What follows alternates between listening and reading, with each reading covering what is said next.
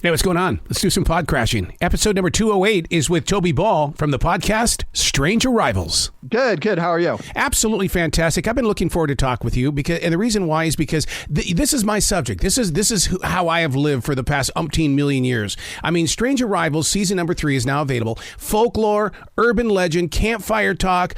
Are UFOs real? And the reason why I ask that is because I step into a forest every day, and I'm telling you, there's something very alien in this forest that is teaching me on a daily basis.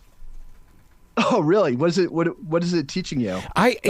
Just wisdom, ways to look at life differently. I almost feel like I'm a silent wolf underneath the brush, and it's my job to watch and to learn and to take a lot of notes. Oh, interesting. Yeah, do I believe in UFOs? There's a lot of people who have experiences that they can't understand, like right. whether that means that there are aliens visiting the Earth. Like I don't know. I don't necessarily think so. But even the people who are looking into UFOs, like a lot of them don't think it's aliens. Right. They think it's something that's more sort of earthbound and complicated, and that all these different sort of paranormal things that we see all kind of come from one source. So like poltergeists and UFOs and, werewolves or whatever are all kind of coming from this one thing that is sort of earthbound. Yeah. I'm in agreement with you on that because, I mean, it's almost like there's a source of energy out there, and it's going to take its own shape so that you can understand it in your own language, whereas somebody else might see it as something else. Yeah, and I think even like going back over the centuries, right? Is some people say, like stories of fairies back in the Middle Ages, and again werewolves, and just the different ways we've kind of interpreted these things has changed over the years. Like as our technology gets better, as our society changes, we kind of understand it based on where we are at that time. So, as soon as we develop airplanes and things that are up in the sky a lot, suddenly it's UFOs, it's strange craft in the sky. It's sort of nuts and bolts, like made out of metal type things that land in fields. So this definitely, that's a way a lot of people who've been studying it a lot kind of think about it as being a lot of it's our interpretation of it, and it's not just the way the thing actually is. Mm-hmm. You guys really dig deep in Strange Arrivals in the way that your guests, this is authentic, and this is what listeners need to tap into, because I mean, you're talking with U.S. military intelligence, and you've got Chris Carter from X-Files. This is no joke. This is the real deal on this podcast. Oh, I appreciate you saying that. Yeah, I mean, that's the idea, is to try and get in touch with people who, have sort of authentic knowledge or have interesting ways of looking at the issue that people might not have heard of before, or might be a new perspective. So yeah, I mean, it kind of runs the gamut. Chris Carter, I think a lot of what people sort of understand about UFOs comes from watching the X-Files, mm-hmm. right? So it's interesting to talk to him about where did he get those ideas? How much did, actual UFO stories influence the plots that he wrote? What did he think was interesting or important about it? So I try to come at the UFO issue from different angles. When you put an episode together, do you think of those days when the only place that we ever got talk like this was on late night radio? Because what you're doing is you're bringing light to a subject that's always been hidden away in dark places. Yeah. I mean, I think that's right. And I think the other thing that's hard is that there's so much stuff out there that it's just kind of speculation, just people talking. Yeah. And it's like, how can you get to what we actually kind of know, or what seems sort of authentic?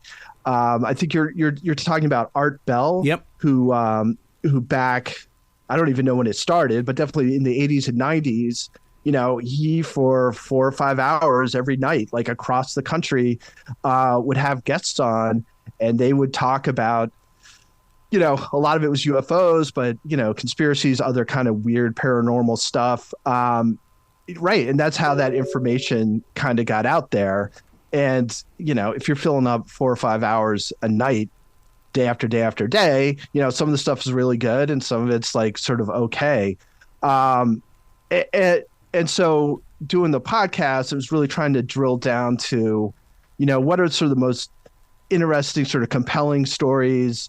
What do people who are skeptics, what do they think actually happened? What can we learn from these stories? What's kind of interesting about them beyond, like, is it really aliens or is it not aliens?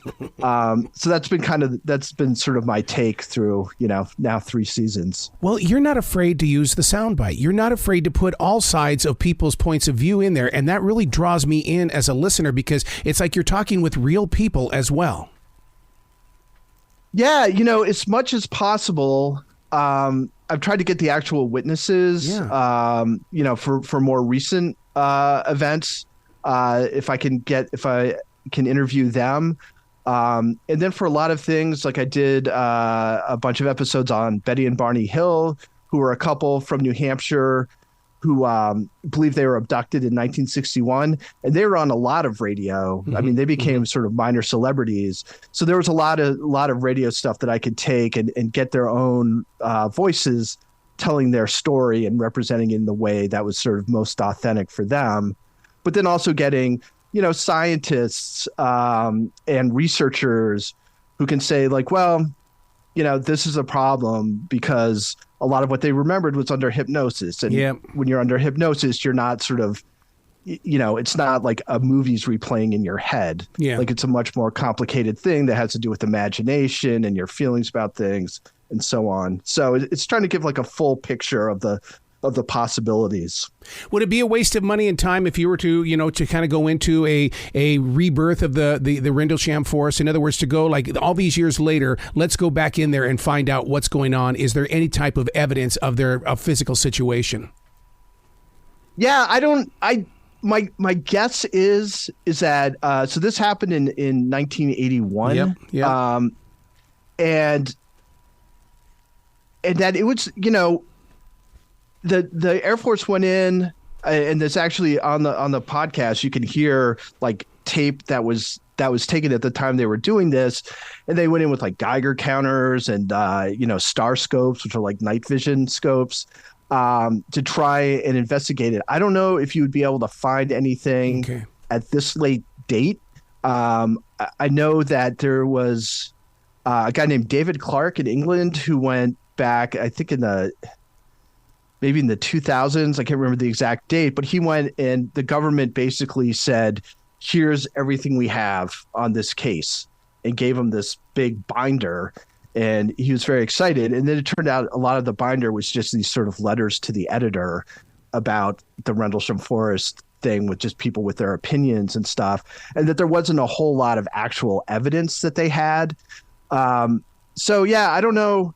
I feel like from talking to both witnesses and then researchers that this is one of the ones that we're probably not going to know much more than we know now. And it's just a matter of like, who writes the best book, I guess, as to what the public ends up thinking about it. And yet it inspires me because I'm that guy that enters the forest. I don't need a Geiger counter. Just let me go sit in this forest and let me just listen and find out if something's been planted inside the rings of these trees. Yeah, and I think, I think there's a lot, like some of these sites are like, almost pilgrimage sites, and I think, Roswell, New Mexico, there's a big festival. People go there all the time. And there's other sites like that. Rendlesham Forest is one. Point Pleasant, West Virginia, where the Mothman was. I know that one. Yeah, I mean it's so that's something I do in this season, and where he was actually seen is this really weird, like huge area where they used to store munitions during World War II. And they have these things called igloos, which are like these little mounds. And you'd go in there and they were just like these storage things. And now they're empty, but they're like these concrete bunkers. And and people just say it's really, really spooky. But, people go there and they walk around and, sort of commune with the area where the Mothman and like some UFOs and stuff, all this paranormal stuff happened. Is there a side of your creative personality as well as the journalist touch that you've got that if we did make connection with an outside alien, would we see a major change in groups taking shape such as Scientology? In other words, it's all of a sudden, oh, I've got a different belief now. Let's form this group. Let's form this group. Let's form this group. Because it seems like people they're seeking, but it's for something that we can't see yet. But if it appears, what's your gut? Yeah, it's a really interesting question. Yeah, I think so. I mean, there's already these groups have already formed based on not a whole lot, right? Like you think about Heaven's Gate, the group where, I think it was 39 people committed suicide. They did. Yep. And that was all based around it was a UFO cult, right? They thought a UFO was going to come and take them away. And that was eventually why they took their own lives. But yeah, there's a bunch of different sort of new religious movements from my viewpoint, like really compelling that they're real. So if there was like some solid evidence, yeah, I think 100% that would change a lot of things in the way a lot of people kind of saw themselves in, the world and the universe and what they kind of believed. You're going to think I'm a freak here, and this is not a conspiracy theory, but this is just something that I feel in my gut. I believe that COVID was an attack by an alien. I really do. I think that they were testing. It wasn't human against human. I think it was something out there that dropped something down here. That's interesting, too. Have you read The Andromeda Strain? No. By Michael Crichton? No. So this is it's a science fiction book, but it's basically the idea is if we're going to run into an alien life form, the most likely thing it's going to be is like a bacteria or a germ or a virus or something like that. And it's basically about how I think it's a meteor comes to Earth with this bacteria or virus or whatever. I can't remember. It was a long time. And how we just don't have any way of dealing with it, right? And it just, and it's COVID-like, right? It just spreads across the earth, and people don't know how to manage it. See, that's like with Perseverance up on Mars. What is that little monkey up there going to pick up that's going to come back here, and it's going to be like, oh my God, we should have just left it up there. Yeah, exactly. Yeah, I don't know.